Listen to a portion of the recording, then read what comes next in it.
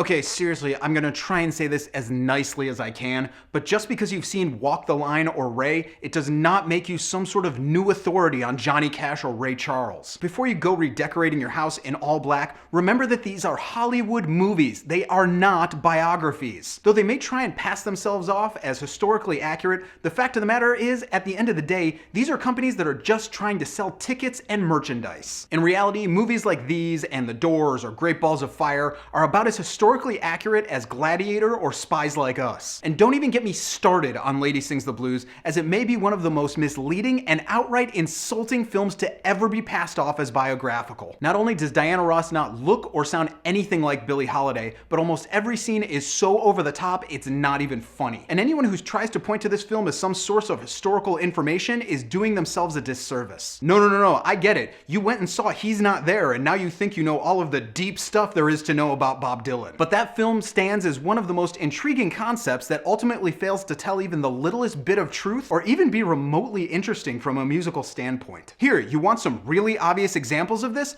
Let's take a look at La Bamba, the fantastic film that apparently told the story of short-lived singer Ritchie Valens. Here are a few complete fabrications that you'll find in that film. First off, the big one. There was never any sort of love triangle between Ritchie Valens and his brother. After the film came out, the director of the movie admitted that he had taken that from his own personal life and worked it into the film's script. So I suppose that also pretty much ruins that whole broken necklace bit that they try and pull off. Oh, there's that scene where Ritchie Valens apparently plays Oh Donna on American Bandstand to try and tell her how much he loves her? Yeah, never happened. He actually played Come On Let's Go Again because that's the single he was promoting at the time, but it doesn't make nearly as much of a romantic impact, does it? Oh, and not to kill the entire film, but that whole coin toss scene at the end where they're trying to figure out who's gonna ride on the plane that ultimately crashes? Yeah, that actually occurred between Ritchie Valens and Tommy Alsop, and the fact of the matter is, Ritchie Valens wasn't nearly as sick as the movie wants you to believe. He thought he might be coming down with something, but he was in no way that bad. Trust me when I say that these are just a few of the examples of creative licensing that movie studios take on almost every single music biopic ever made. Don't even get me started on the outright disgraces that are What We Do Is Secret and The Runaways, as they remain two of the most egregiously offensive films ever made because they're nowhere near true and they're completely disrespectful to the history of the bands that they feature. Sure, they might have been entertaining, but before you go touting yourself as some sort of expert based on a movie you saw, go do some actual research into the music and history of the artist in question. Just because you sat through 90 minutes of Hollywoodized glamour about some musician doesn't mean you know the first thing about the actual artist. And most of the time, the things you like the most in that film are nothing more than fabrications the studio designed to sell more tickets.